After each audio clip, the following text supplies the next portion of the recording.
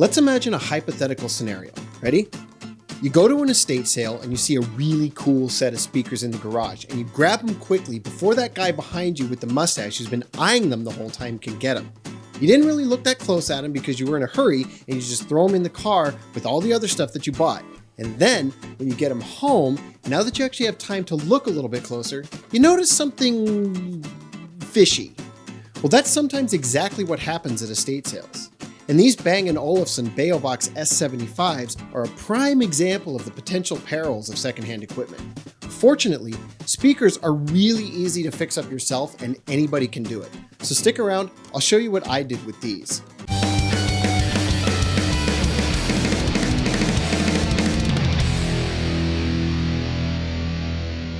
So this is a Bang & Olufsen Beovox S75 speaker. There are, of course, two of them.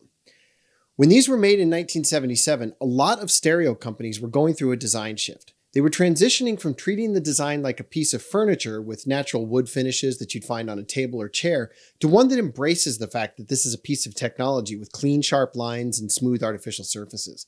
And I feel like these sit right on the cusp between the two ideas. They're a four-way speaker system that was designed by Jakob Jensen and produced from 1977 to 1980. He was responsible for a lot of the iconic pieces that B&O made, like the Beogram line, the Beocord line, and the Beovox like these. And in fact, his designs were featured at the New York Museum of Modern Art in their Design for Sound exhibition in 1978. I really like the look and style of B&O's products from this era, and they're really fun to add to your vintage stereo setup. But if you're new to all of this, there's something that you do need to be aware of. Most of the components B&O put out at this time didn't use the normal RCA stereo connections and standard speaker hookups. They were relying on special DIN or DIN connectors that not everyone has just lying around. And that actually brings me to my first issue that I encountered with these. The Beovox S75 does not normally hook up with a pair of alligator clips sticking out of the back. Normally, there's the DIN connector mounted in this hole here. The guy who had these before me pulled the old connector off and just rigged a couple of clips to be able to hook it to his stereo instead of buying the proper adapter. There are many reasons why that's a bad idea, but here's one in particular. Yeah, not great. Now, to be fair, I wasn't able to find an original socket for this model of speaker as of the time of writing the script either. So instead, I'm installing standard bare wire hookups. Normally, I want everything to be stock, but these have already been modified, so I don't feel as bad changing them. I went with these spring-loaded terminals from Parts Express. I think they'll look nice, and they're only about $6 a piece. Now, the original hole obviously isn't large enough to fit the cup part of the terminals, so it's going to have to be made larger. But because that process produces a boatload of dust, I'm going to put that aside for a minute. I have to take the crossover out to replace the capacitors, and I do want to change the grill cloth since it's got so many holes in it. So I might as well pull everything apart now since I want the cabinets empty before I make the new holes. First, I want to get the stand off. That comes off with just these two screws. The wires are all soldered directly to the speakers, so to be removed, they have to be unscrewed, pulled out, and desoldered. The insulation is safe to handle with your bare hands, fortunately, so that can just come right out. And the crossover, which has a very interesting way of attaching the components, can just be unscrewed and removed. So since the cabinets are empty, let's go ahead and get that hole drilled. The cups come in at just a tick under 2 inches, so I'm using a 2-inch hole saw. The temptation may be to center the saw in the hole, but I don't recommend that because it'll just jump around and chew up the surface. You want the little drill bit to be able to create a small pilot hole first so it holds the saw in place while it cuts. If you're wondering why I didn't drill from the inside outward, this is why. Now that the larger hole is drilled, I'm going to go ahead and drill some small pilot holes for the screws just so it'll be easier to get them in later. But I don't want to install the terminal cups yet because attaching the wires will be much easier at the end. I also hit the case with the vacuum just to make sure that there's no dust in there and then set it aside. The big job is redoing this crossover. I will be the first to admit that I am not a fan of the way that this is all attached. A normal PCB is really easy to work with. You can desolder things easily and clean everything up. But this is all glued to masonite, which will just as easily tear apart and fall off before it ever comes apart cleanly. You kind of have to just clip stuff off, which I loathe doing, but I don't really have that much of a choice. I'm replacing the capacitors with these. They're not the normal polypropylene caps that I usually get for upgrades. Since the originals are electrolytic anyway, fortunately, it's not a downgrade. Unfortunately, in this case, the better capacitors weren't available in the correct capacitance rating, or the ones that were cost more than I spent on the speakers themselves. The fancier capacitors would make them sound a little better if you can afford them and you feel the slight increase in performance is worth the extra money. I leave that up to you to decide for yourself. The easiest way I found to change these is to just clip them off and replace them one at a time. I just routed the leads down to the front and jimmied them down next to the solder joints, then wrapped the wire a little. That made it easy to apply the solder. I just did that for each one of the capacitors, except for this one. I wasn't able to find a 37 microfarad capacitor to replace the one that was on here. Fortunately, according to everything that I've read online, you can find two caps that add to the total value and combine them together, and it'll do the same job. So that's what I've done here. I just twisted both leads together and soldered them both into the old spot. Now, there's something I'm sure at least one of you has already noticed, and that's the fact that the new capacitor's values are different from the original ones on the crossover. The reason that I'm doing that is because the stated values in the service manual don't match what's in the speakers. I'm choosing to base the replacements on the service manual for a couple of reasons, not the least of which is I don't know what has and has not been messed with by the dude that had these before me. I'm also honestly just curious how this configuration sounds. So here's the whole board with the new capacitors on it. The next thing that I want to do is attach new wires for the terminals because even though you can't really see it on the video, the insulation is really gummy and gross. The other one was also all cracked, which is sketchy at the best of times. So I'll go ahead and remove those and replace them with new red and black wires.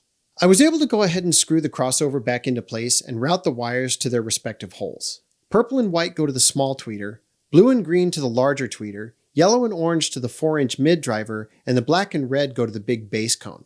Hooking them back on is just a matter of soldering them all back in place.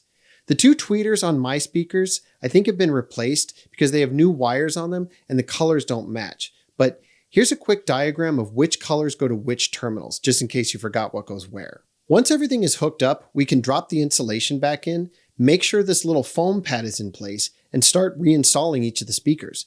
They do have gaskets, so make sure that those are straight as you screw the speakers down. I bought myself a little electric screwdriver, by the way, game changer. But anyway, make sure you push the terminal wires out the hole before you screw the woofer down. And that is all of them reinstalled. Now we can flip the whole thing up on its side and hook up the terminal cup. You could use spade connectors here, but I don't have any, so I'm just soldering them in place. I applied solder to the spades first, then attached the wires. Then once they're hooked up, the whole thing can be inserted and screwed into place. And while I'm back here, I might as well hook the stand back on. This is how the bolt and washers go on the stand. It's also worth noting that the stands have a little screw that can adjust the angle of the speakers if you want them to point up or down more. Now, before I get these back together, I want to change the cloth on the front and clean up the cases a little bit. The original grill cloth is full of dust, it's stained, and it's got holes, so it's got to go.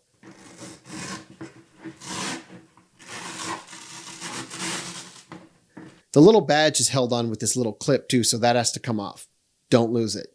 This is the stuff that I'm using to replace it. It's standard fare grill cloth. Black, acoustically transparent, which is actually a term I've never heard until shopping for this stuff.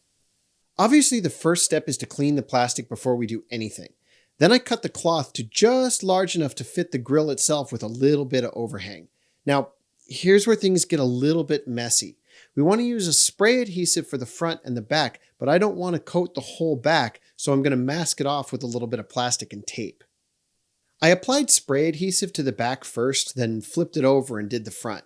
The adhesive can get a little blobby and seep through the fabric, so I used the old cloth to pick up the excess. Trust me, that step was critical. Then it was just a simple matter of carefully laying the frame onto the cloth and stretching each section into place. The adhesive doesn't dry immediately, so you can work with it a little bit. We can then just pop the badge back on and let the whole thing dry for a little bit. I'll trim it all once it's all dry. In the meantime, I wanted to clean up this metal trim piece. It used to be silver, but the clear varnish is yellowed and looks weird and really blotchy, so I just wiped it off with acetone. It came off eventually with a little bit of work. I also, since I was here, gave the rosewood a very light sanding to smooth it out, and applied some Old English furniture polish. After a few hours, I put the grill back on and it was finally finished. Then I just had to do it all again for the other one, which was a lot faster because I didn't have to film it. But here they are, all finished and back to usable condition. The grill cloth replacement was hands down the biggest pain in the butt. Everything else was relatively simple, but I think they came out pretty nice considering the only experience that I have with stereo equipment at all is making this YouTube channel, which is to emphasize that anyone, regardless of skill level or experience, should be able to do stuff like this. In this case, if you have the tools. So let's look at some costs. The speakers originally cost $50. The capacitors cost a total of $14.64. The grill cloth cost just under $20, and the terminal cups were $11.96. I also didn't have a hole saw, so I had to buy one of those as well. That's a total cost of just under $115. If I had used the least expensive polypropylene caps, that would have made it $185. Now, the big question is, how do they sound? Well, they sound significantly better than before. When I first got them, they were nothing but midtones. Kind of like this, no highs and no lows. Now they're rich and have a full tone, and they sound very modern. They don't have a particularly vintage sound anymore, but I like them. These work great with the stuff that I listen to. But the song that I found that sounds the best on these to my ear is actually Dido's Thank You. Go figure. I'm sorry this video took so long to get out. I'm in the process of selling my condo and moving, and I haven't been able to film anything because I keep having to pull the whole dang set apart every time somebody wants to see the place, and it's made filming next to impossible to do. Fortunately, we're mostly through it, but I think this might be the last video that I shoot on this particular set. I doubt that I'm going to have time to shoot another one between now and when we move. So I'll see you guys as soon as possible, hopefully in a new studio, and until then,